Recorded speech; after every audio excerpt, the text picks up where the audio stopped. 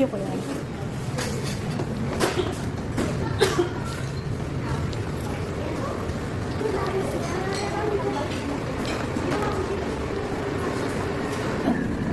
September 6:40 AM. Nag-almusal muna nga ako niyan bago ako ulit bumalik sa unit namin.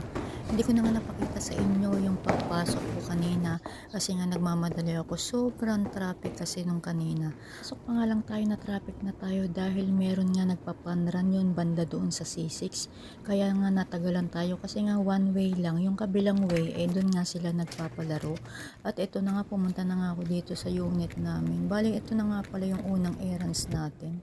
Ito na nga, grabe, parang ako'y nahihilo pa rin pero kailangan natin dumuti, o diba? Dalawa nga pala kami ngayon duty kaya mas madali ang duty natin. Kaya ito na nga, unang duty namin ay medyo swabe-swabe pa yan kasi nga may kasama tayo.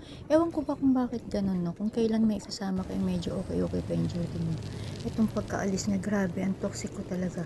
Ngayon pa lang ako uuwi, mag-aalas 8 na nga. Paalis pa lang ako niyan, papapa pa lang ako ng parking. Hindi na ako nagkapote niyan kasi nakita ko yung ulan medyo hindi naman ganun kalakas. Bumababa nga ako ng parking, sabi ko nararamdaman ko ba't parang palakas ng palakas yung ulan na.